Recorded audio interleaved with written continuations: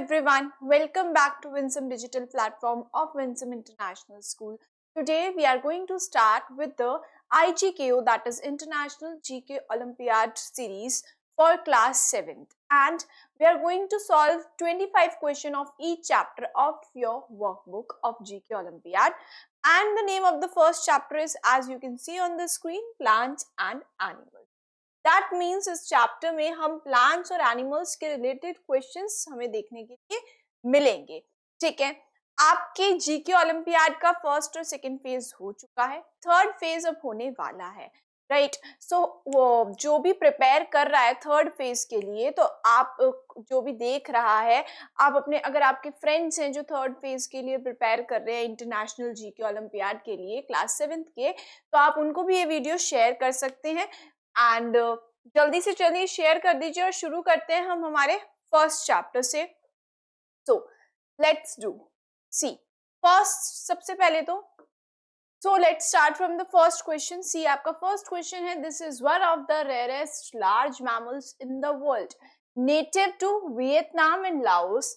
सी कहाँ पे हम इसे ये जो एनिमल है, जो मैमल है, देखो first thing is that it is the one of the rarest large mammals. ठीक है, यानी कि सबसे बड़े मैमल्स में से एक रेयर मैमल है ये। ठीक है, कहाँ पे हमें मिलेगा ये? वियतनाम और लाओस में। It is the only species in the genus Pseudoryx. C Pseudoryx जो जीनस है उसका एक इकलौती स्पीशीज है ये। ठीक है, it was seen first time by zoologist in 1992 and often referred to as the Asian unicorn.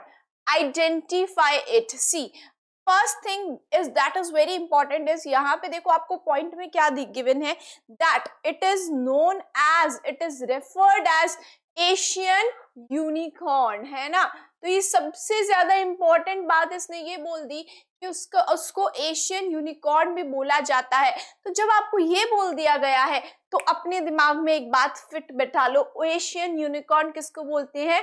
साउला, right. तो आंसर आपका क्या जाएगा? ठीक है, वन हॉर्न राइनो जो है उसको नहीं बोलते हैं एशियन यूनिकॉर्न, ना ही एशियन एलिफेंट को बोला जाता है और ना ही एशियाटिक लायन को बोला जाता है। एशियन यूनिकॉर्न, बिकॉज बच्चे क्या करते हैं, देखा एशियन यूनिकॉर्न है दैट मीन्स एशियन एलिफेंट हो सकता है। नो, ऐसा नहीं है, एशियन यूनिकॉर्न उसको बोला जाता है, बट नेम क्या है? साउला। ठीक है, so you have to make sure. तो यहाँ पे ये चीज ध्यान रखेंगे, एशियन यूनिकॉर्न किसको बोला जाता है? साउला को बोला जाता है। ठीक है, कहाँ पे हमें मिलता है ये mammal? It is one of the largest mammal, यानी कि बहुत साइज में बहुत ज्यादा बड़ा है और रेयर है। ठीक है, कहाँ पे मिलेगा? वियतनाम में और लाओस में। और देखा जाए तो देखो ये जो एनिमल है ना, ये जूलॉजिस्ट जो थे उन्होंने फर्स्ट टाइम 1992 में देखा, यानी कि ज्यादा पुरानी बात नहीं है ना, ज्यादा पुरानी बात नहीं है। हम ये बोल सकते हैं कि लगभग 30 इयर्स पहले ही इसको देखा गया है। तो ज्यादा पुरानी इसलिए नहीं बोल रहे बिकॉज बाकी तो कुछ ऐसे एनिमल्स हैं जो कि सेंचुरीज पहले जिनको स्पॉट कर लिया गया था, है ना। तो 30 years in comparison to that कम टाइम है, तो हम ये बोल सकते हैं कि ज्यादा पुरानी बात नहीं है जब इसको पहली बार जो जूलॉजिस्ट है उन्होंने स्पॉट की। ठीक है, तो ध्यान रखेंगे, the answer is saola. Next we have second question. The bird shown in the given picture is a member of large seabird family in which the males and females look strikingly different. Males have a bright red throat pouch called the gular pouch, which they inflate to attract a mate. It does not have enough preening oil to waterproof its feather and identify it. You can see the picture. पहले तो देखो ये जो picture में आपको दिया गया है, ये जो पिक्चर में आपको दिया गया है, ये कौन सा आपको बर्ड लग रहा है? ठीक है, तो पहले तो देखो, चलो नहीं भी अगर पता लग रहा है कोई बात नहीं, हमें ये दिया गया है कि ये एक लार्ज सी बर्ड फैमिली का मेंबर है, सी बर्ड फैमिली का मेंबर है। First thing. Second thing, in which the males and females look strikingly different, इसमें जो मेल्स और फीमेल्स है ना वो बहुत अलग अलग दिखते हैं। जैसे मेल्स जो है, ठीक है, जो मेल्स है उनके पास क्या है, उनके पास है bright red throat pouch. You can सी, ये देखो, ये यहाँ पे आप देख सकते हो, ये क्या है, this is a throat pouch, है ना, यानी कि जो थ्रॉट है इनका, उधर एक बड़ा सारा पाउच आप देख सकते हो, है ना, ये थ्रॉट पाउच है। तो जो मेल्स होते हैं उनके पास कैसा होता है ये थ्रॉट पाउच कलर में, मेल्स जो होते हैं उनके पास ये थ्रॉट पाउच रेड कलर का होता है, ब्राइट रेड कलर का, है ना, यानी कि ब्राइट रेड कलर है, देखो कितना मतलब ब्राइट कलर है और अट्रैक्टिव लगता है ना। ब्राइट रेड कलर जो होता है वो अच्छा भी लगता है, अट्रैक्टिव लगता है, ठीक है। तो उसकी वजह से, और इस पाउच को बोला जाता है मेल्स में गुलर पाउच, ठीक है। Also they inflate to attract a mate. अब देखो ये क्या करते हैं, ये जो थ्रॉट पाउच है ना, मेल्स जो होते हैं उनके पास ये ब्राइट रेड कलर का ये थ्रॉट पाउच है। जब इनको अपने मेट को, यानी कोई फीमेल जो है उसको अट्रैक्ट करना होता है अपनी तरफ, तो ये क्या करते हैं, उसको इन्फ्लेट कर लेते हैं, यानी कि इस तरह से, यू कैन सी दिस, इस तरह से उसको साइज में इंक्रीज कर लेते हैं, एज यू कैन सी, है ना, तो उसको इन्फ्लेट कर लेते हैं, जिससे जो इनकी मेट जो होती है, यानी कि जो फीमेल होती है वो अट्रैक्ट होती है, ठीक है। सो नाउ, तो यही चीज आपको दी हुई है, it does not have enough preening oil to waterproof its feathers, लेकिन इसके जो फेदर्स हैं, ठीक है, ये फेदर्स जो होते हैं ये वाटर प्रूफ नहीं होते हैं, ठीक है, यानी कि गीले होते हैं फेदर्स। आइडेंटिफाई इट, कौन सा बर्ड है ये, तो अगर आपको पता होगा, दिस इज फ्रिगेट बर्ड।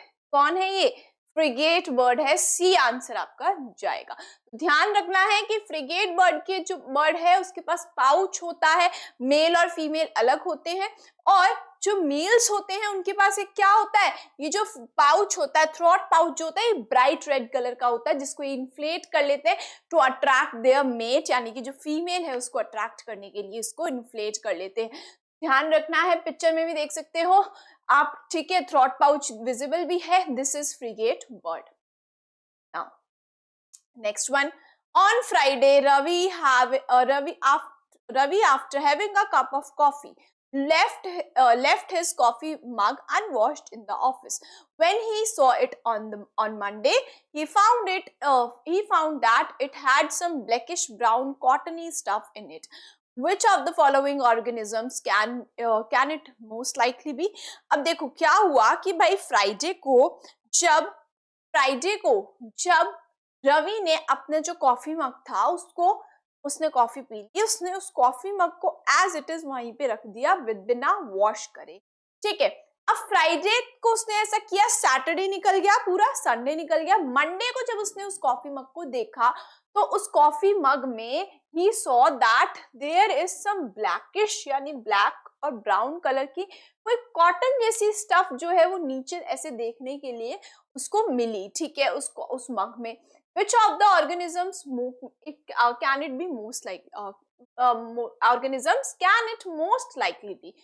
तो देखो, इवन इफ क्या होता है कि अगर हम कोई भी चीज, इवन घर पे भी हम ऐसे, ठीक है, किसी चीज को ओपन में रखते हैं, मॉइस्चर में रखते हैं, ठीक है, तो क्या होता है कि अब जैसे कॉफी मग था तो उसमें क्या हुआ कि जो ऑलरेडी जो लेफ्ट ओवर कॉफी थी वो वॉश्ड नहीं था, ठीक है, प्रॉपरली वॉश्ड नहीं था, तो क्या हुआ, प्रॉपर मॉइस्चर मिल गया, एयर मिल गई, तो अब कौन से ऑर्गेनिजम्स जो है वो ग्रो हो गए, कौन से ऑर्गेनिजम्स हैं ये, क्या ये मशरूम है? No, mushroom is a type of fungus,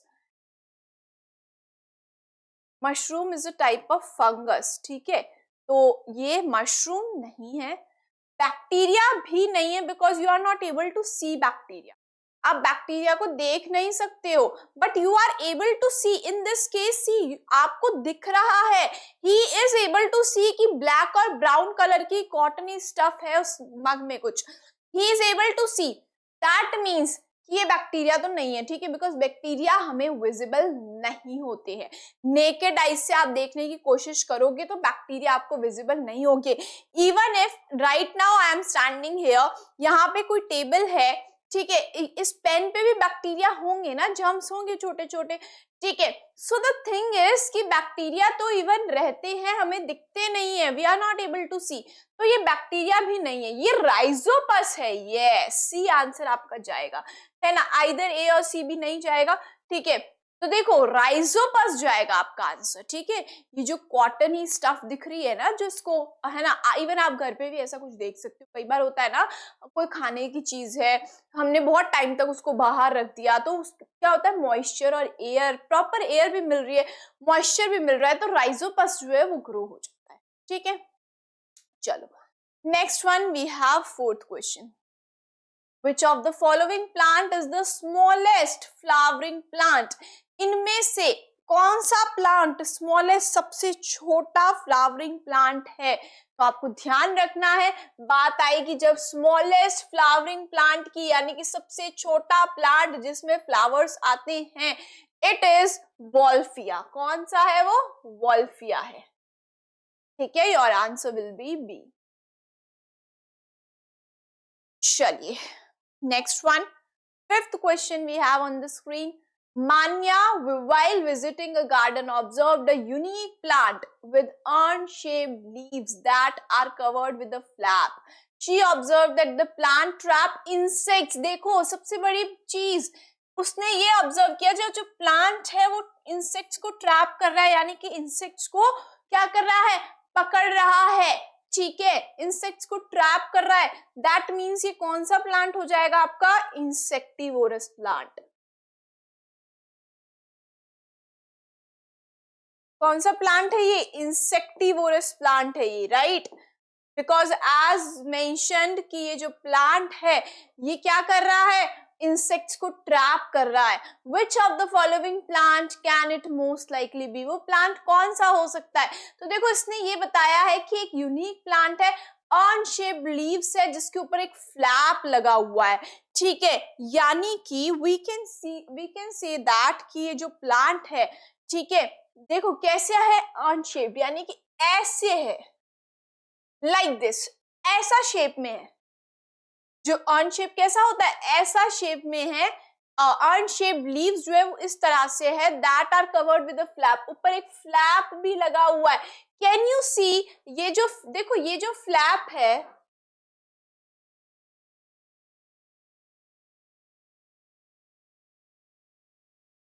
ऊपर फ्लैप लगा हुआ है, ठीक है। और ये जो कैसा है, जो लीव्स है वो कैसी हैं?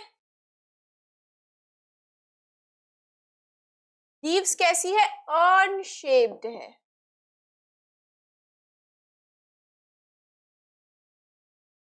अब अगर पता है, देखो ये जो बन रहा है, ये जो शेप बन रही है ना, ये किसकी है? पिट की, है ना, ऐसा लग रहा है कि पिट है कोई, है ना। तो अगर याद आया होगा इसको देखकर तो समझ आ गया होगा कौन सा प्लांट है ये? Pitcher plant. See, which plant is this? Pitcher plant है ये आपका। क्या होता है, इंसेक्ट आया, इंसेक्ट ट्रैप हुआ, ये फ्लैप जो है बंद हो जाता है, लाइक दिस, ठीक है। ध्यान रखना है आपको, अनशेप्ड विद अ फ्लैप, एक फ्लैप भी लगा हुआ है ना, देखो। तो कौन सा होगा आपका? ये पिक्चर प्लांट है, ठीक है। चलो next, sixth question we have, opium is a plant product obtained from dash of opium poppy. देखो जो ओपियम है वो एक प्लांट प्रोडक्ट है, ठीक है, ये तो आपको पता है। तो आपको देखो अच्छे से ध्यान रखना है, इस तरह से होता है ओपियम प्लांट। ओपियम पॉपी जो है, ठीक है, ओपियम पॉपी जो है वो किससे ऑब्टेन किया जाता है? सीड पॉड्स होते हैं, ठीक है, डी जाएगा आपका। ओपियम प्लांट के जो सीड पॉड्स होते हैं उनसे ओपियम पॉपी को ऑब्टेन किया जाता है, ठीक है। तो ध्यान रखना है आपको, ये तो देखो लर्न करने वाला है, you have to keep this in mind, ठीक है, कि ओपियम जो है वो एक प्लांट है, opium is a plant product, ठीक है। ओपियम क्या है? एक प्लांट प्रोडक्ट है। ओपियम पॉपी जो है वो प्लांट है, प्लांट का नाम है ओपियम पॉपी, राइट। और ओपियम जो है वो ऑब्टेन किया जाता है, तो किससे ऑब्टेन किया जाता है? ओपियम पॉपी के सीड पॉड से ऑब्टेन किया जाता है, ना ही उसकी ड्राइड रूट से किया जाता है, ना स्टेम से किया जाता है, ना ही ड्राइड लीफ से किया जाता है। ठीक है, चलिए next, on which date the international cheetah day is celebrated every year. Before that मैं आपको एक और चीज बता देती हूँ, ये जो ओपियम है, ठीक है, इसको एज अ ड्रग भी यूज किया जाता है। ठीक है, और लोगों को एडिक्शन भी होता है इवन, तो ध्यान रखेंगे। ठीक है, इसको एज अ ड्रग भी यूज किया जाता है। Got it? तो एज अ ड्रग भी ओपियम को यूज किया जाता है। ऑल्सो ओपियम को हिंदी में बोला जाता है अफीम। ठीक है, तो ध्यान रखेंगे ये भी। Next we have seventh question, on which day international cheetah day is celebrated every year. हर साल इंटरनेशनल चीता डे कब बनाया जाता है? तो आपको ध्यान रखना है, हर साल 4 दिसंबर को, सी जाएगा आपको आंसर, 4 दिसंबर को हर साल इंटरनेशनल चीता डे मनाया जाता है। Next we have eighth question. See, this is a pale blue and transparent marine animal that is difficult to see in the clear ocean. It is extremely venomous animal found in the coastal region of northern Australia, New Guinea, Indonesia, and some Southeast Asian countries. It is known as box jellyfish in Australia. Which marine animal are we talking about? कौन सा marine animal ये हो सकता है? सी देखो, सबसे पहले तो जो क्या खासियत है कि ये कैसे कलर का है? Pale blue and transparent. Pale blue colour का है, ये कैसा है? पेल ब्लू कलर का। ठीक है, यानी कि पेल ब्लू कैसा कलर हो जाता है? ना तो स्काई ब्लू ना डार्क ब्लू, यानी कि पेल, जैसे एकदम थोड़ा सा होता है ना, नॉट ब्राइट ब्लू। ठीक है, पेल ब्लू है ये। ठीक है, पेल ब्लू कलर का है, ट्रांसपेरेंट है। Transparent marine animal that is difficult to see in clear ocean. Transparent marine animal है। ठीक है, ऑल्सो हम इसको क्लियर ओशन में नहीं देख सकते बिकॉज ट्रांसपेरेंट है। तो अगर क्लियर होगा ओशन तो वो आपको फिर, बिकॉज वाटर जो है वो भी ट्रांसपेरेंट हो गया है ना, ओशन में वाटर है वो भी ट्रांसपेरेंट हो गया और ये एनिमल भी ट्रांसपेरेंट हो गया, तो हम क्लियर ओशन में इसको स्पॉट नहीं कर पाते हैं। ठीक है, कहाँ पे मिलता है वो प्लेसेस यहाँ पे मेंशन्ड है, लेकिन इसको बोला जाता है बॉक्स जेलीफिश। क्या बोला जाता है ऑस्ट्रेलिया में? बॉक्स जेलीफिश इसको बोला जाता है। तो देखो मरीन एनिमल है। ठीक है, तो कौन सा मरीन एनिमल की बात हो रही है? दिस इज सी वेस्प, और बहुत ज्यादा एक्सट्रीमली वेनमस एनिमल है, यानी कि बहुत ज्यादा वेनम जो है वो रिलीज करता है। ठीक है, सो सी वास्प ये एनिमल है, your answer will be C. ठीक है, next, this species of shark is rarely seen by humans and was first discovered in 1976. It is found in deep water and is believed that it swims with its mouth wide open. Name the shark.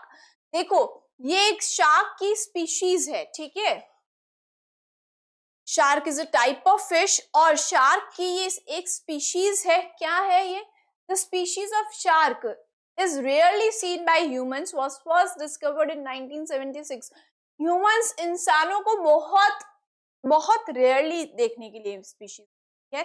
ठीक है, और इसको पहली बार discover कब किया गया था? 1976 में। जैसा कि मैंने आपसे कहा ज्यादा पुरानी बात नहीं है ये भी। ठीक है, तो हाँ थोड़े साल हो चुके हैं, but in comparison to other species हम बात करें, ठीक है, तो भाई काफी सेंचुरीज पहले डिस्कवर हो गई थी एनिमल्स की काफी सारी स्पीशीज, लेकिन ये भी ज्यादा पुरानी बात नहीं है। ठीक है, हम साइंस में इसको रिसेंट ही कंसीडर करते हैं कि भाई ज्यादा पुरानी बात नहीं है जब इसको डिस्कवर किया गया। ठीक है, तो 1976 में इसको डिस्कवर किया गया। It is found in deep water. ठीक है, यानी कि गहरे पानी में ये पाई जाती है and is believed that it swims with its mouth wide open। यानी कि ये जो शार्क है ये अपने मुंह को अपना जो माउथ है उसको वाइडली पूरा ऐसे ओपन करके लाइक दिस ओपन करके ये स्विम करती है। ठीक है, तो आपसे पूछा गया है कि कौन सी ये जो शार्क की स्पीशीज है ये कौन सी है। देखो सबसे इंपॉर्टेंट बात कि जब स्विम करती है अपने माउथ को वाइड ओपन रखती है, यानी कि ऐसे खुला रखती है, तो कौन सी, इससे ध्यान रखेंगे, mouth wide open, mega mouth. क्या नेम है इसका, मेगा माउथ। तो आप ऐसे ध्यान रख सकते हो कि मेगा माउथ, ठीक है। तो मेगा माउथ का मीनिंग क्या हो गया कि अपना मुंह मुंह जो है ये इसको वाइडली ओपन करके स्विम कर, ठीक है। So your answer will B mega mouth, ठीक है। चलो next, this desert plant found in southwestern United States can survive in the harsh desert climate by staying dormant. When it rains, it grows new leaves and flowers. On seed maturity, it sheds its leaves again, and seed maturity, it sheds its leaves and becomes dormant again. Identify the plant. देखो आपसे कहा गया है कि एक desert plant है, कहाँ पे ग्रो होता है, साउथ वेस्टर्न यूनाइटेड स्टेट्स में ग्रो होता है, ठीक है। साउथ वेस्टर्न यूनाइटेड स्टेट्स में ग्रो होता है। ऑल्सो ये हार्श डेजर्ट क्लाइमेट को सरवाइव कर जाता है, ठीक है। डेजर्ट में क्लाइमेट कैसा होता है, हार्श होता है ना, बहुत ज्यादा, मतलब बिकॉज प्लांट्स में कुछ ऐसे एडेप्टेशंस, जैसे आपने पढ़े होंगे, एडेप्टेशन वाला चैप्टर पढ़ा होगा, तो प्लांट्स को, एनिमल्स को ये हार्श कंडीशंस में सरवाइव करने के लिए कुछ एडेप्टेशंस इनकी बॉडी में हो जाते हैं। जैसे सिंपल से सिंपल एग्जांपल ले हम कैक्टस का, it is a type of desert plant, ठीक है। इसमें क्या होता है, जो लीव्स होती है वो कन्वर्ट होके बन जाती है स्पाइन्स, है ना। तो क्या होता है कि जो लीव्स है वो कन्वर्ट होके स्पाइन्स बन जाती है, यानी कि स्पाइन्स क्या होते हैं भाई, कांटे जो होते हैं वो बन जाते हैं, ताकि बिकॉज लीव्स से ट्रांसपीरेशन होता है, you know what is transpiration, कि पानी जो होता है, वाटर का लॉस होता है ना। तो अब उसको प्रिवेंट करने के लिए क्या होता है, उससे प्रिवेंट करने के लिए जो लीव्स होती है वो बदल जाती है और उसमें क्या हो जाता है, वो स्पाइन्स में कन्वर्ट हो जाती है। तो अब ट्रांसपीरेशन प्रोसेस नहीं होगा, लेकिन लीव्स का दूसरा काम फोटोसिंथेसिस भी है। फोटोसिंथेसिस होना बहुत जरूरी है, अदरवाइज फिर प्लांट कैसे सरवाइव करेगा। तो फोटोसिंथेसिस का काम अब करती है स्टेम, ठीक है। स्टेम फोटोसिंथेसिस का काम करेगी अब कैक्टस में। अब वो स्टेम जो है वो ग्रीन और फ्लैशी हो जाती है, ठीक है। आपने इस कैक्टस देखा भी होगा, यू नो दैट। तो अब आपसे ये पूछा गया है, इस क्वेश्चन पर आते हैं वापस से, कि भाई हार्श वेदर कंडीशंस को सरवाइव करने के लिए एडेप्टेशंस होती है। उनमें से ये एक एडेप्टेशन ये है कि ये जो प्लांट है ये डॉर्मेंट हो जाता है, यानी कि आप ये समझ सकते हो कि इट बिकम्स इनएक्टिव। क्या होता है, ये इनएक्टिव हो जाता है, ठीक है, इट बिकम्स इनएक्टिव। तो क्या होता है कि ये जो प्लांट है ये इनएक्टिव स्टेट में चला जाता है। जैसे कि हमने देखा था कि भाई जो एनिमल्स होते हैं उनमें क्या अडेप्टेशन होते हैं, हाइबरनेशन होता है ना, एस्टिवेशन होता है। जब सर्दियां बहुत ज्यादा आती है तो वो इनएक्टिव हो जाते हैं, डीप स्लीप में चले जाते हैं, जिसको हम हाइबरनेशन बोलते हैं, है ना। और अगर गर्मियां होती है बहुत ज्यादा तो उस टाइम वो एस्टिवेशन हम बोलते हैं, ठीक है, कि वो इनएक्टिव हो जाते हैं उस पीरियड के लिए। तो सेम प्लांट्स में क्या होता है, डोरमेंट वर्ड यूज किया जाता है, मींस कि क्या होता है कि वो इनएक्टिव हो जाते हैं उस पीरियड में। तो ये क्या होता है कि ये हार्श वेदर का जो क्लाइमेट है उसको कैसे सरवाइव करता है, ये इनएक्टिव हो जाएगा, ठीक है। अब देखो, when it rains it grows new leaves and flowers. अब जब बारिश आएगी,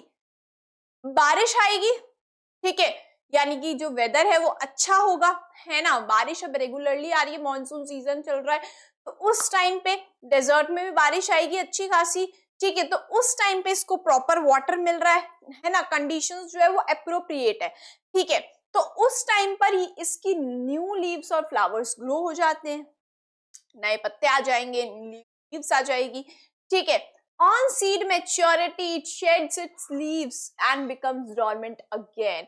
देखो अब क्या होगा, जब सीड्स मेच्योर हो जाएंगे तब वापस से अपने जो लीव्स होता है उसको शेड कर देता है। इनएक्टिव का मतलब यही है प्लांट्स में कि डोरमेंट हो रहे हैं, इनएक्टिव हो रहे हैं प्लांट्स, यानी कि वो अपनी जो लीव्स है उनको क्या कर देते हैं, शेड कर देते हैं। इसमें भी यही होता है कि वापस से जब सीड्स मैच्योर हो जाती है ये प्लांट जो है ये डोरमेंट हो जाता है, यानी कि फिर से इनएक्टिव हो जाता है। आइडेंटिफाई द प्लांट, आपसे प्लांट को आइडेंटिफाई करने के लिए बोला गया है। ठीक है, तो देखो बात करें अगर, तो ये कौन सा प्लांट है, इट इज ऑसिटिलो। ऑसोटिलो कौन सा है ये, ऑसोटिलो। सी आपका आंसर जाएगा, ऑसोटिलो प्लांट है ये। एलिफेंट फुट ट्री नहीं है, जोशुआ ट्री भी नहीं है, और सागुआरा सॉरी और सागुआरो भी नहीं है। This is ocotillo plant. ठीक है, तो ध्यान रखेंगे कि भाई ये इनएक्टिव हो जाता है, it is a type of desert plant and ये हार्श डेजर्ट की कंडीशंस को सरवाइव करने के लिए इनएक्टिव हो जाता है, मतलब द टाइम, ठीक है, थोड़े टाइम के लिए इनएक्टिव हो जाता है, डॉर्मेंट स्टेट में चला जाता है। जब वापस से अप्रोप्रिएट कंडीशंस होती है, फेवरेबल कंडीशंस होती है, तो उस टाइम पर ये वापस एक्टिव हो जाता है। अब इसकी न्यू लीव्स आ जाती है, फ्लावर्स आ जाती है, लेकिन फिर से सीड्स मैच्योर होंगे तब ये डॉर्मेंट हो जाएगा, यानी कि इनएक्टिव हो जाएगा। ठीक है, next one we have, so next is 11th question. Jacobson's organ is found in many animals that help them to detect order, sorry. सी जैकबसन्स जो ऑर्गन है वो बहुत सारे एनिमल्स में हमें देखने के लिए मिलता है। क्या है इस ऑर्गन का काम, ऑर्डर को यानी कि स्मेल को डिटेक्ट करना। स्मेल को डिटेक्ट करना इस ऑर्गन का काम है। ठीक है, आपसे पूछा गया विच of the following animals has this organ. ये जो एनिमल्स आपको नीचे दिए गए हैं इनमें से कौन से एनिमल के पास ये ऑर्गन है। तो देखो सबसे पहले बात करें तो फर्स्ट जो है वो आपका है डॉल्फिन। फर्स्ट पिक्चर किसकी है, डॉल्फिन की। सेकंड जो है वो सी हॉर्स की है। थर्ड स्नेक की है एंड फोर्थ इज फिश।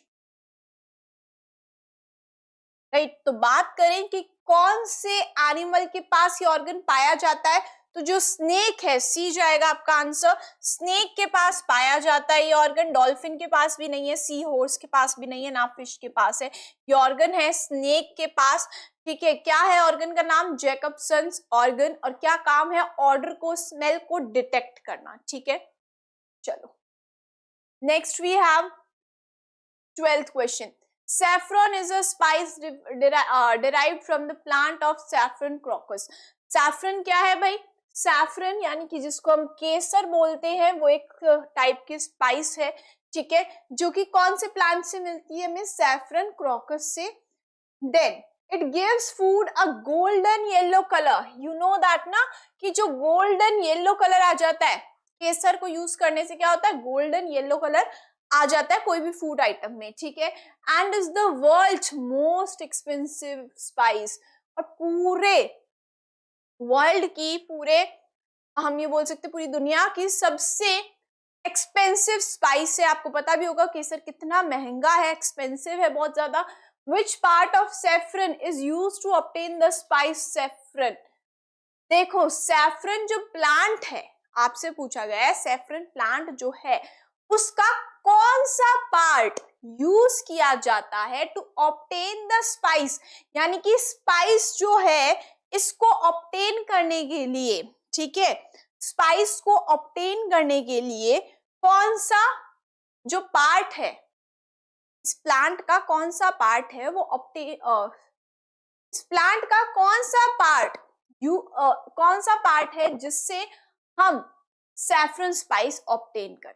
तो देखो लीव्स नहीं, ड्राई रूट्स भी नहीं, फ्रूट्स भी नहीं, ड्राई स्टिग्मा जो होता है। ठीक है, आप देख भी सकते हो सैफरन दिखने में भी, आप देखोगे ना तो आपको पता लगेगा, जो स्टिग्मा होता है फीमेल रिप्रोडक्टिव पार्ट में, पता है ना, स्टिग्मा, स्टाइल, ओवरी, है ना।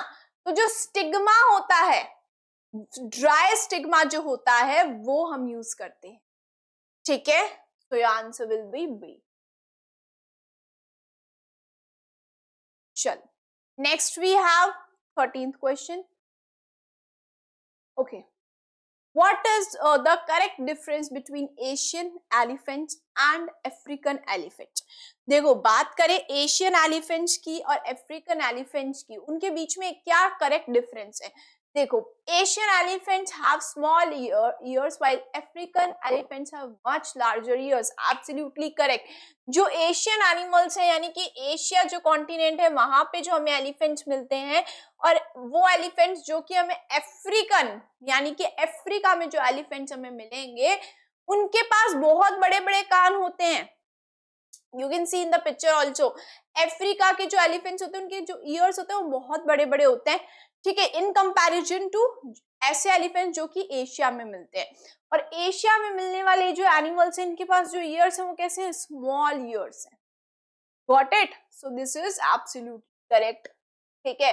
अब देखो, जब पता ही है वैसे तो आंसर क्या जाएगा आपका L, but if you don't have time तो इतना करके छोड़ दो, लेकिन if you have time in your exam तो बाकी के भी देख लेते हैं option.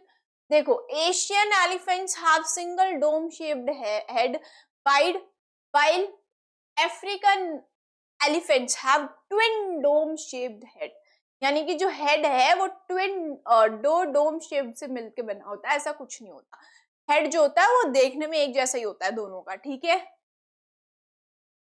Asian elephants can live up to 70 years while African elephants can live up to 48 years। ऐसा कुछ भी नहीं है, दोनों का लाइफ स्पैन सेम ही रहता है, दैट इज 70 years, ठीक है। Asian elephants are taller and heavier, यानी एशियन एलिफेंट्स जो है वो बड़े होते हैं, लंबे होते हैं और हैवी होते हैं अफ्रीकन एलिफेंट्स के कंपैरिजन में, ऐसा कुछ भी नहीं होता, ठीक है। You can see the picture also, ठीक है। Next, so the next question is, it is a fast running ground cuckoo that has a long tail and a crest. It is found in the desert of USA and Mexico. It makes a slow and descending dove like coo and a rapid vocalized clattering sound with its beak. What is the name of the bird? See, आपसे जब ये आपको दिया गया है ना, it is fast running यानी कि बहुत तेज भागता है, ठीक है। Fast running ground cuckoo that has a long tail and a crest। तो देखो, crest क्या होता है, जो बर्ड्स होते हैं, ठीक है, बर्ड्स के हेड पर।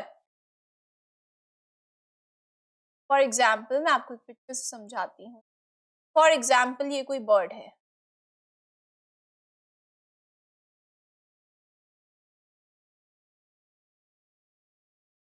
ठीक है। फॉर एग्जाम्पल ये कोई बर्ड है, बर्ड के हेड पर इस तरह से लाइक दिस, ये जो फेदर्स इसे लगे हुए थे ना, जो बहुत अट्रैक्टिव लगते हैं दिखने में भी, है ना, इस तरह से जो फेदर्स होते हैं इनको बोला जाता है क्रेस्ट, ठीक है। तो जो इस hit has a long tail, इसकी जो टेल है वो भी बहुत लॉन्ग है, मैं आपको पिक्चर से बस बता रही हूँ क्रेस्ट क्या होता है, ठीक है। बहुत लॉन्ग टेल है और क्रेस्ट है इसके पास। It is found in the desert, अब ये डेजर्ट में मिलता है, ठीक है। कहाँ, कौन से डेजर्ट में, यूएसए और मैक्सिको के डेजर्ट में मिलता है। It makes a slow and descending dove like coo, जो साउंड प्रोड्यूस करता है वो कैसा करता है, dove like coo sound produce करता है, और एक वोकलाइज्ड क्लैटरिंग साउंड भी अपनी बीक से, ठीक है, अपनी चोंच से प्रोड्यूस करता है। कौन सा बर्ड है ये, देखो फास्ट रनिंग है, ठीक है, डेजर्ट में मिलता है यूएसए और मैक्सिको के, तो आंसर जाएगा आपका रोड रनर। कैसे ध्यान रखेंगे, रोड और देखो रनर, तो फास्ट रन करता है तो वो रनर हो गया, ऐसे याद रख सकते हो आप, ठीक है। ये जाएगा आपका answer. Next, 15th, the tree of life in Bahrain grows in the middle of desert and is the only living organism in a vast and barren desert. It is probably because of its long roots that have found some underground water source. What is the kind of tree? Kind of tree is tree of life. देखो, इस tree को बोला जाता है that it is tree of life, यानी कि जीवन का, लाइफ का tree in Bahrain grows in the middle of desert and is the only green living organism living in a vast and barren land। अब देखो क्या यूनिक चीज है कि कोई डेजर्ट है, उसके बीचों बीच, कोई डेजर्ट के बीचों बीच ये ट्री ग्रो होता है, जहां पे बंजर है यानी कि बैरन है, यानी इतना बड़ा वास्ट एरिया है जो कि बैरन है, बंजर है पूरी तरह से, ठीक है।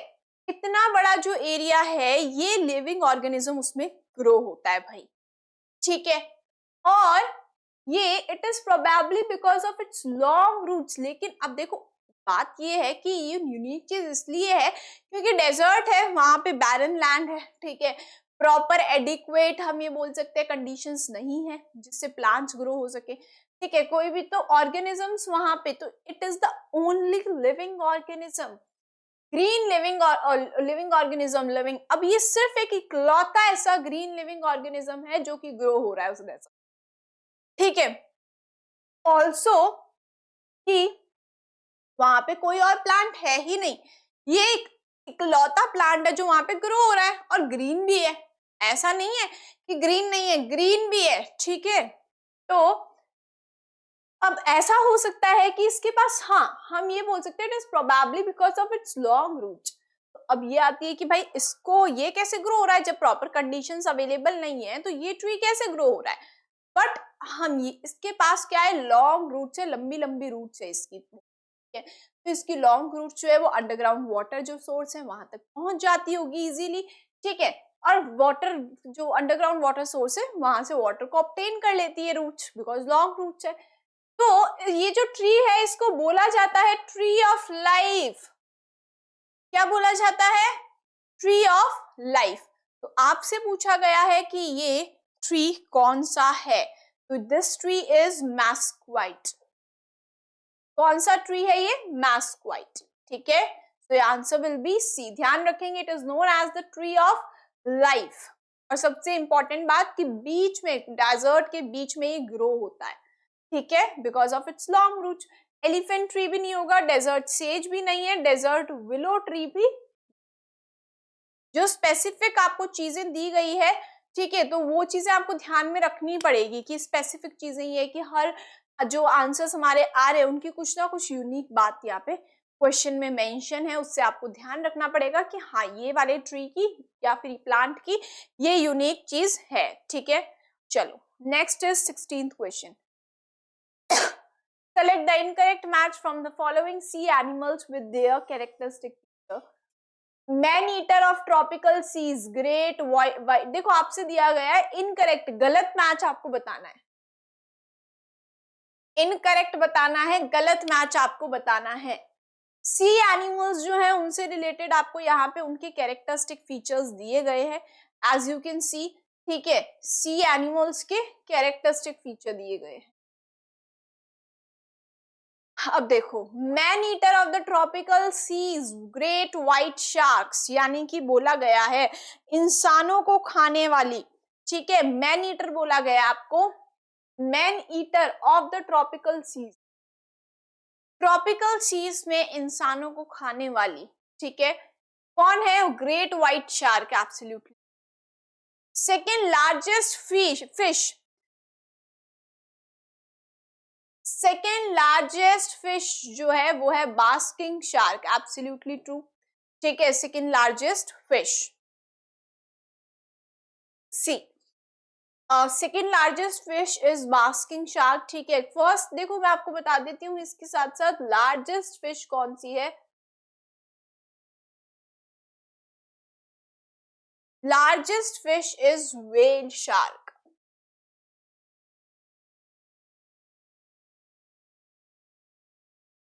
ठीक है, लार्जेस्ट फिश जो है वो कौन है, व्हेल शार्क है, सबसे बड़ी फिश।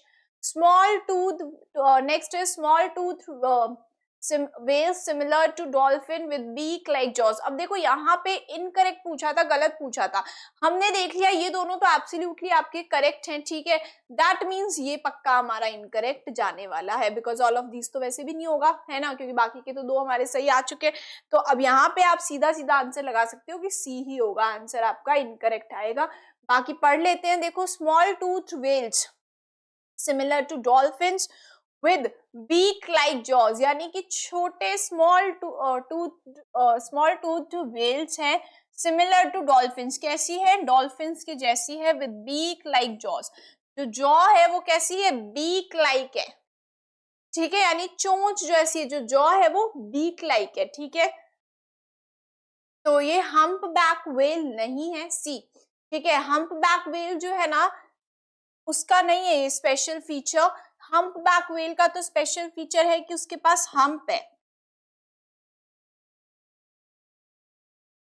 है ना, as you can get by the word also, hump is present, ठीक है। और बात करें small tooth whales similar to dolphins with beak like jaws, तो वो डॉल्फिन्स इटसेल्फ। तो जो स्मॉल टूथ व्हेल्स है जो कि सिमिलर है डॉल्फिन की जैसी which with beak like jaws, तो वो डॉल्फिन्स ही है।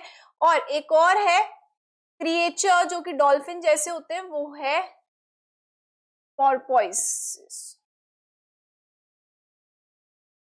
ठीक है। तो पोर्पोइस और डॉल्फिन है, ना कि हम बैक वेल, ठीक है। तो हम बैक वेल जो है इसका तो ये है स्पेशल फीचर कि उसके पास हम प्रेजेंट है, ठीक है। चलो नेक्स्ट देखते हैं। So the 17th question is, I am known as the acrobat of the lizard world. When I am attacked, I shed my tail which rides on ground, attracting the attention of many attackers while I escape. देखो ये जो है ये इसको बोला जाता है that it is known as the Acrobat of the lizard world, ठीक है। लिजार्ड जो है उनमें बहुत सारे होते हैं, ठीक है, there are many types of lizards, ठीक है। So it is known as the acrobat of the lizard family, ठीक है, lizard world we can say. When I am attack, जब इस पे कोई अटैक करता है तो अपनी जो टेल है उसको शेड कर देता है, ठीक है, अपनी टेल को शेड कर देता है और ये एस्केप कर जाता है। तो जैसे वो टेल को शेड करता है तो जो टेल होती है वो ग्राउंड पर होती है। अब उससे क्या होता है, जो अटैक करने वाला जो है, जो भी एनिमल है जिसने अटैक किया है, उसका ध्यान उस टेल पे चला जाता है और उतने में ये एस्केप कर जाता है। तो देखो ये है कौन सी लिजार्ड है ये। फर्स्ट की बात करें तो it is agama, this is agama lizard, ठीक है। And this is your answer, A जाएगा आपका आंसर, ठीक है। एगोमा लिजार्ड है ये, ठीक है। तो आप ए से ये ध्यान रख सकते हो, एक्रोबैट एगोमा लिजार्ड। एगोमा लिजार्ड जो है उसके पास एक क्वालिटी है कि अपनी टेल को शेड कर देती है अगर इस पे कोई अटैक करता है तब, ठीक है। चलो next one we have, as you can see here also, this is chameleon,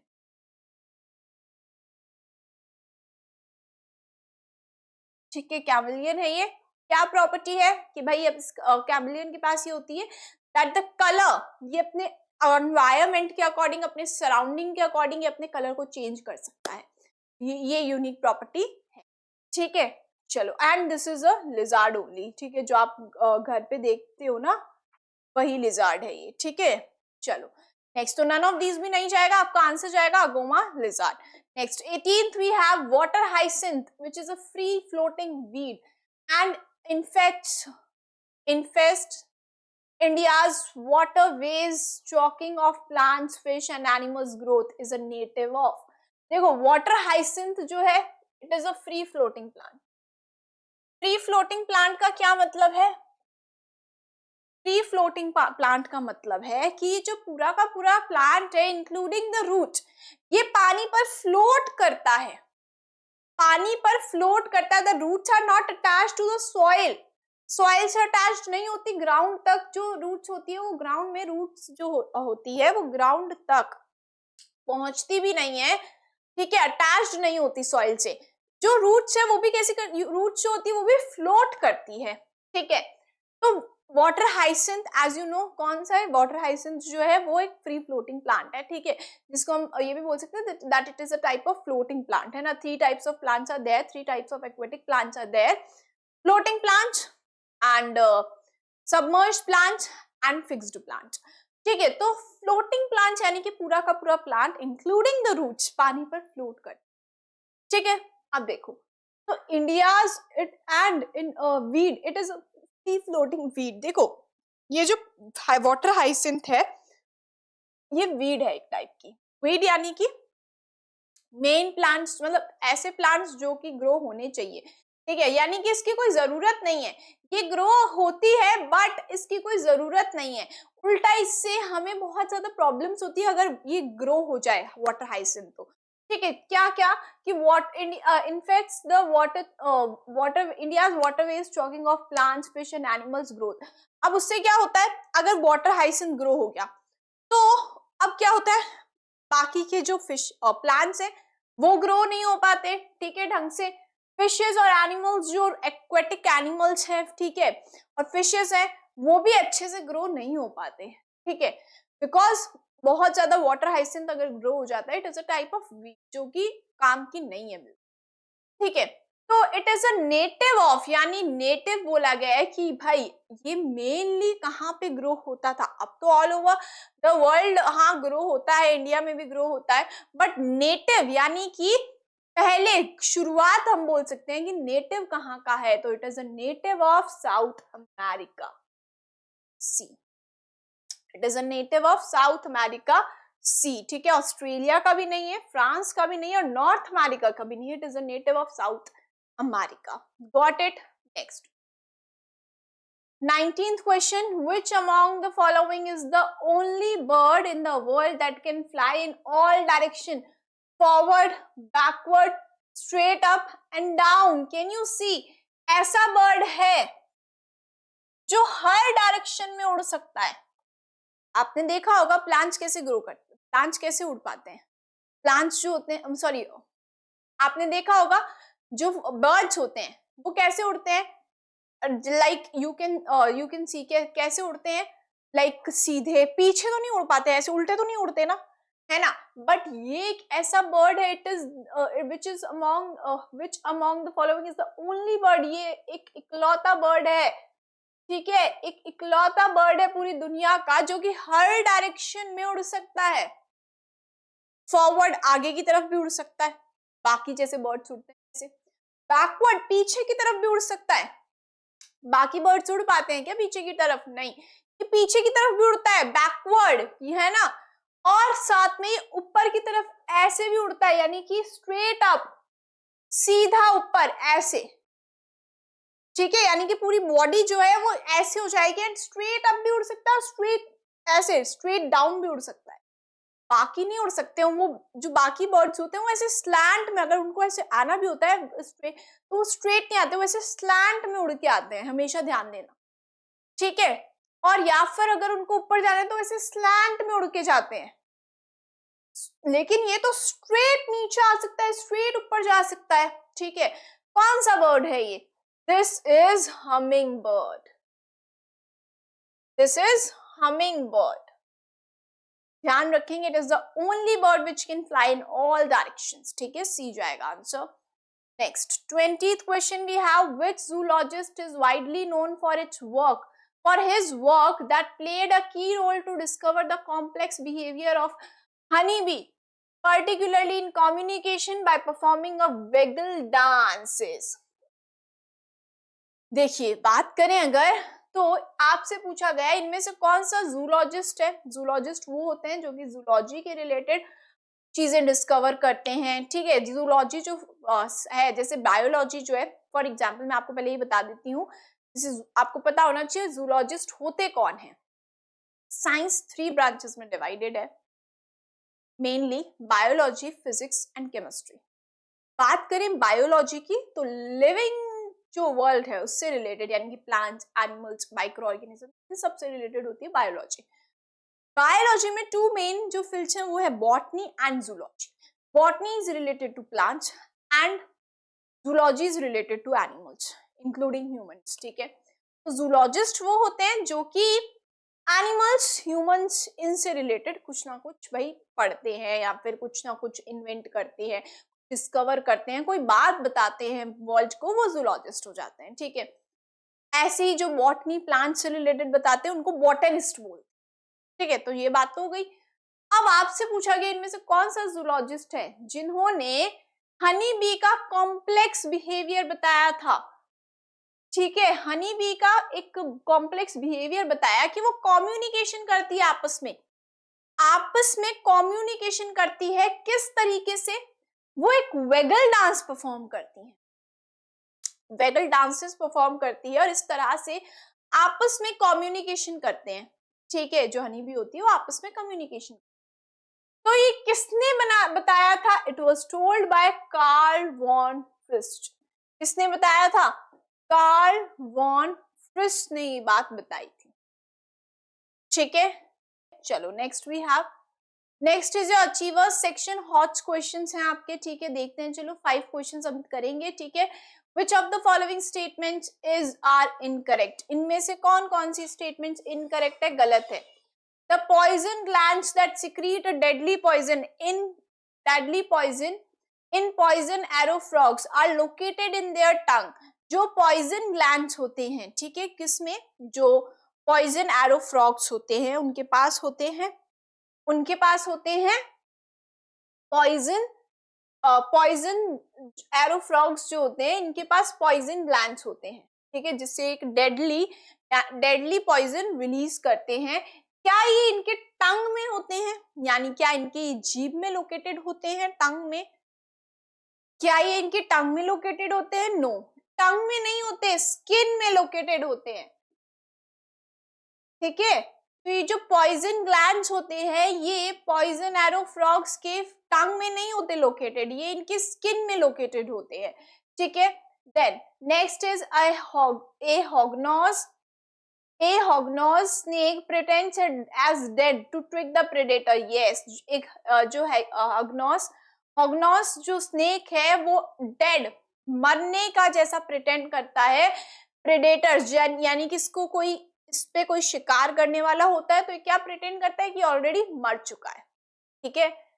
Seals have a thick deposition of fat called blubber that protects them from the cold. Absolutely correct. ये बहुत ज्यादा cold areas में पाई जाती हैं, ठीक है। It is a type of aquatic animal जो कि बहुत ज्यादा कोल्ड एरियाज में पाया जाता है। तो इनके पास क्या होता है, ब्लबर होता है, जो कि क्या करता है, it is a deposition of fat, ठीक है, जैसे हमने पता है पोलर बियर के पास भी होता है, ठीक है। तो ये जो ब्लबर होता है ये हेल्प करता है to fight against the cold, ठीक है, इतनी ज्यादा ठंडे इलाके में सर्वाइव करने में इनको हेल्प करता है।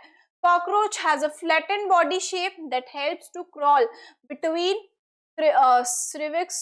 cervices and spaces easily. ये जो कॉकरोच होता है उसकी जो बॉडी होती है वो फ्लैटेंड शेप होती है जिससे वो आराम से क्रॉल कर जाता है, ठीक है। Is this correct? Yes, absolutely correct. अब देखो आपसे पूछा गया था तो इनकरेक्ट कौन सा था? इनकरेक्ट आपका जा रहा है फर्स्ट, है ना, गलत तो है हमारा फर्स्ट ओनली, तो आंसर विल बी ए। जो फर्स्ट है आपकी स्टेटमेंट वो ही इनकरेक्ट है, उसके अलावा सारी स्टेटमेंट्स करेक्ट है। Next 22 question we have, match column 1 with column 2 and select the correct option from the given quote. आपको मैच करना है और जो करेक्ट ऑप्शन है वो बताना है, ठीक है। चलो, टॉलेस्ट पेरेनियल ग्रास, टॉलेस्ट यानी कि सबसे लंबी पेरेनियल ग्रास कौन सी है? गुलमोहर है, ठीक है। एवरग्रीन ट्री यानी कि हमेशा, ठीक है, एवरग्रीन हमेशा ये अपनी जो लीव्स है उनको शेड नहीं करता, हमेशा एवरग्रीन रहता है, ठीक है। तो एवरग्रीन ट्री जो है वो कौन सा है? स्प्रूस, ठीक है। फ्लेम ट्री कौन सा है? फ्लेम ट्री किसको बोला जाता है? फ्लेम ट्री बोला जाता है, ओके ठीक, सी। तो चलो मैच करते हैं। टॉलेस्ट पेरेनियल ग्रास यानी कि सबसे लंबी पेरेनियल ग्रास कौन सी है? टॉलेस्ट बात करें तो बैम्बू सबसे लंबे होते हैं, पता है ना, टॉलेस्ट कितने लंबे होते हैं, है ना, बैम्बू। तो it is the tallest perennial grass. Evergreen tree हमेशा हरा भरा रहने वाला ट्री कौन सा है आपका? स्प्रूस। देन फ्लेम ट्री किसको बोला जाता है? फ्लेम ट्री गुलमोहर को बोला जाता है। जनरल शर्मन किसको बोला जाता है? सिक्योया, ठीक है। तो चलो अब देख लेते हैं, फर्स्ट को हमने डी से मैच किया, सेकंड को हमने ए से मैच किया, थर्ड को हमने बी से मैच किया एंड फोर्थ को हमने सी से मैच किया। यस, है ना, देखो फर्स्ट को यहाँ पे तो बी से किया था तो ऑलरेडी एलिमिनेट हो गया, हाँ, तो डी बी जाएगा हमारा आंसर, है ना, तो ये आंसर विल बी बी। देख लो, फर्स्ट को डी से मैच किया है, सेकंड को हमने ए से मैच किया है, थर्ड को बी से और फोर्थ को सी से, right, okay. See which of the following statement is are correct, इनमें से कौन कौन सी स्टेटमेंट्स करेक्ट है आपको बताना है। The medical term for thumb is, thumb के लिए आपका जो थंब है उसके लिए मेडिकल टर्म जो यूज होती है वो पॉलेक्स यूज होती है, एब्सोल्युटली करेक्ट, ठीक है। Then next is the Babinski reflex occurs in infant involving hand.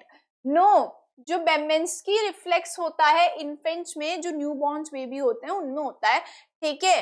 Newborn babies में ये होता है बेम्बिन्स्की रिफ्लेक्स, इसमें थंब सॉरी हैंड इन्वॉल्व नहीं होता है, हाथ इन्वॉल्व नहीं होता है इनमें। जो फुट होता है, ठीक है, जो पैर होता है उस पर इस तरह से जो like this is the foot, उसका हमारे जो फुट का नीचे वाला जो सरफेस है ना, हमारे पैर का नीचे वाला जो सरफेस, उस पे इस तरह से इन्फेंच के मारा जाता है, ठीक है, जिससे क्या होता है उनकी जो बाकी की 4 फिंगर्स होती है ना, ठीक है, वो तो क्या होते हैं, वो तो आगे की तरफ होती है, और जो टो होता है, ठीक है, पैर का जो टो होता है वो पीछे की तरफ होता है।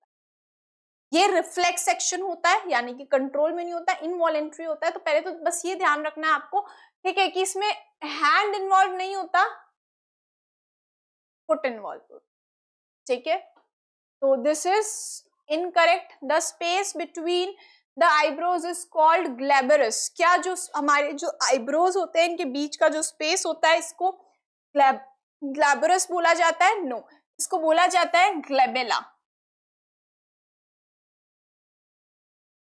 ग्लेबेला बोला जाता है, ना कि ग्लेबरस, ठीक है। तो आपको देखो कौन कौन सी इनकरेक्ट हो गई, आपसे पूछा था, ओके करेक्ट पूछा है ना, करेक्ट सिर्फ कौन सी है, फर्स्ट ओनली है ना, उसके अलावा दोनों हमारी इनकरेक्ट है। So your answer will be A. Let's see the next one. 24th question है आपका, reshuffle the letters to get the name of an animal that lives in groups groups में रहता है ये animal in Kalahari desert in southern Africa. Southern Africa के जो desert है कलाहारी desert, उसमें ग्रुप्स में रहते हैं ये एनिमल, ठीक है, अपना ग्रुप बना के। And is famed for upright, यानी अपराइट पोस्चर, यानी कि जो इनका पोस्चर होता है वो एकदम सीधा होता है, अपराइट होता है।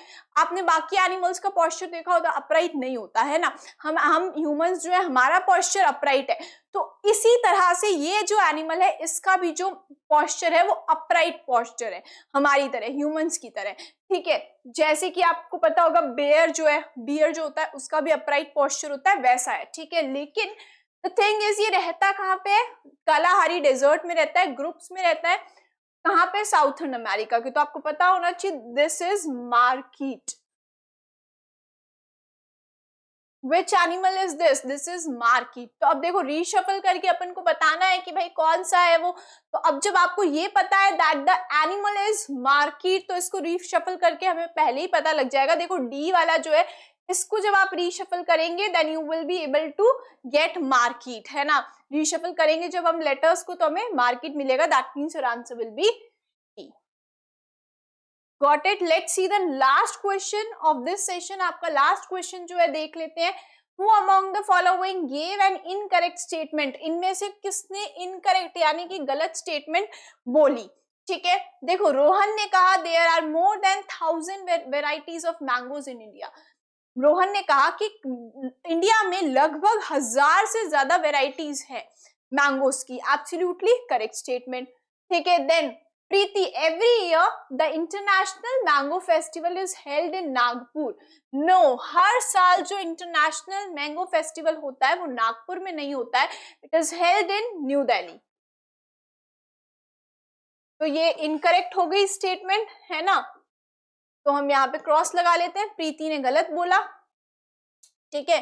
देन राज ने कहा mango fruit is an excellent source of vitamin A, B6, C, E and flavonoids, यानी कि जो मैंगो फ्रूट है वो एक बहुत अच्छा सोर्स है विटामिन ए का, B6 का, C का, E का और फ्लेवोनॉइड्स का। Absolutely correct.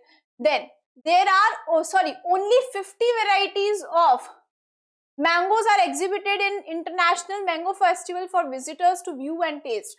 अब ये बोल रहा है, सिमरन ने कहा कि सिर्फ 50 वेराइटीज ही एग्जीबिशन में दिखाई जाती है इंटरनेशनल मैंगो फेस्टिवल में। नो, इवन 1000 वेराइटीज है मैंगोज की, ठीक है।